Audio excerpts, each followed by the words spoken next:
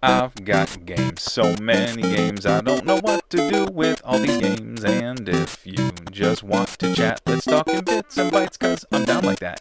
When I'm at the Goodwills or when I'm checking Craigslist, all I'm thinking about is my NES. It's just something to do, it's like the passing of time. Without further ado, let's end this rhyme.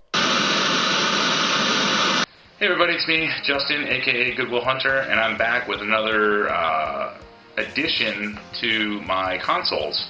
I went to the video game trader like a month ago, over a month ago, and I saw that he had in the back that he hadn't gotten a chance to put out or display or to price a system from Japan. And I asked him how much he wanted for it, and I thought it was a fair price. And I got a good deal on a game at the time, so I picked it up. It was excellent condition, came with the controller, the NEC adapter, and it came with the RF switch. Now, I already have the North American release of this, and the system that I'm referring to is none other than the PC Engine, which in North America is known as the Turbo Grafx 16, but in the Asian countries, it's known as the PC Engine. I decided to pick one up, because you're probably saying, well, if you have a North American one, why didn't you pick one up from Japan? Well, if you'll notice, there was only about, I think, off the top of my head, about 90 titles total that came out for the North American Turbo Grafx 16. Now, in Japan, they had over 300 titles come out for the PC Engine. So I wanted to play some games that just never came out for North American audience. But it came with the console, controller, the adapter. Now, it did come with the RF adapter, which is pretty much the same as the North American one.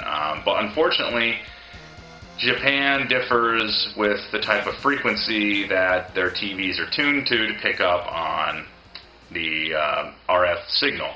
So I tried a couple of different forums. They said you could use the Nintendo RF adapter. That might work. I even tuned my channels so that I could try to pick it up digitally. That didn't work. I could pick it up, but it was very infrequent. It was in black and white, very garbled. So I broke down, I did some research, and I found that they make a AV booster. So that instead of having RF, I now have the RCA, composite. So it pretty much just slides in the back. Now I'm ready to go. So I popped that in. That took over a month to get the AV booster, only because it's coming from Japan. And the first game I picked up was the same day that I picked it up, and I picked up a copy of, I believe it's Ninja Spirit. I'll take it out of the little thing. Ninja Spirit. Now, did come out in North America. There's a different cover to the game.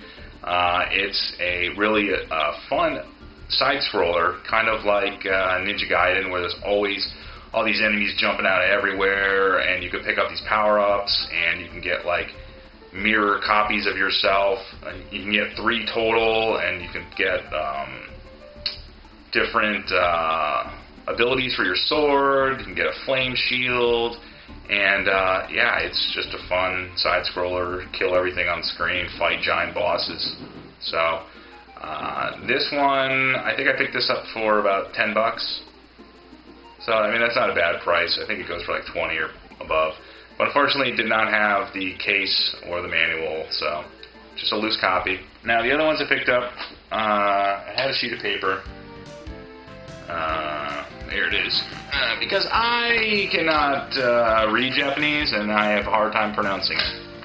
So the first one I picked up was, and excuse me if I butcher it for anyone who is of Asian descent or can speak Japanese. This is my English to Japanese. It is Genpai Tomoden. This is a surprisingly fun. It's got a couple of different styles. It's primarily a side-scroller.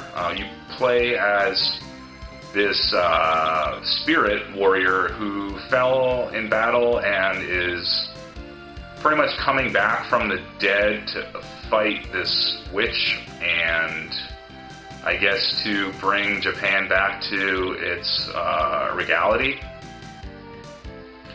But yeah, it's fun and you can play it. It's not, you know, something that's heavy on the text. It's pretty much you can figure this out, and it has just all these different areas that you travel through. You pretty much, you know, you go through like three levels and you fight a boss, and then you go to a different level.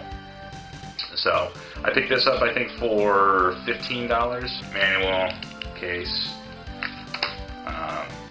Yeah, here's the back. It's all in Japanese. It's the second one. It's called Genpai Tomoden Kanoni. Kanoni. Again, my English to Japanese is not very good. But this one, again, it's complete.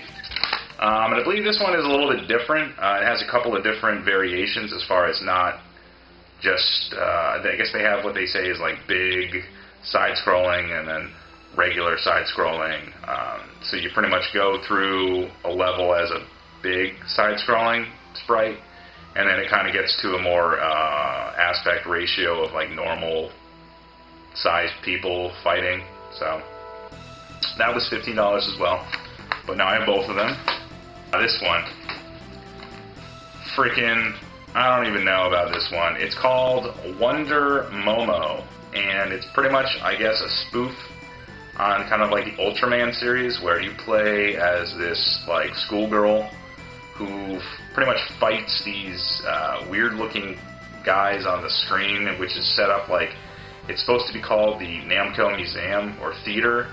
And as you're playing, there's people like on a, you know, below a stage that you're pretty much playing an actress, and it's weird, man. There's, you know, you punch and kick people, but then there's like a typhoon that comes, and if it touches you, you pretty much turn into a souped-up Wonder Momo, and you get this like ring that you can throw and have to, you know, wait for it to come back. And I guess it's just a weird game, man. It's, what can I say? Japan's got some weird games. But again, it's complete. The manual game. I don't know what I paid. I think I paid like $7 or $8 for this. Or it might have been 10. I don't know. But I was really excited to play this. Now, I mean, who hasn't played this game, and how many systems has it been on? I couldn't tell you. Yeah, I never thought I would play this game on it, but it's Street Fighter II Champion Edition for the PC Engine. Now, and it comes in a dual case. I don't know why. It is complete. See, there's the game. And it's the game's a little bit bigger than the other games, so I think that's why. But it comes with the manual, and I guess you could put the case and the game somewhere on either side. It's weird. But I think the weirdest thing of this cover art, and it just, I don't know why. Dude, alright. I don't know if you can see this, but look at Ryu's eye. He looks like he's either on drugs or he's having a stroke. What is up with that? I mean, look at Chun-Li. She's like pretty much the same character model, but dude, what is up with Ryu's face? But I'm really excited to play that on this because there's only 2 buttons. I mean, I could see if you could set it to heavy and heavy kick, heavy punch. I mean, you could play the game like that. What I can tell you is I have played it with this, and I cannot do dragon punches. And to switch, you have to hit the run button, and it switches over. So you really only have 4 moves that you can ever have. It's like medium and heavy. I don't think I saw any light. Now, if I had The arcade stick, obviously, would be different, but yeah, it was quite challenging, to say the least, playing with this. That was my newest console. I was really kind of excited to get it. Now I can play some more PC Engine games that never were released here in North America, and life is good.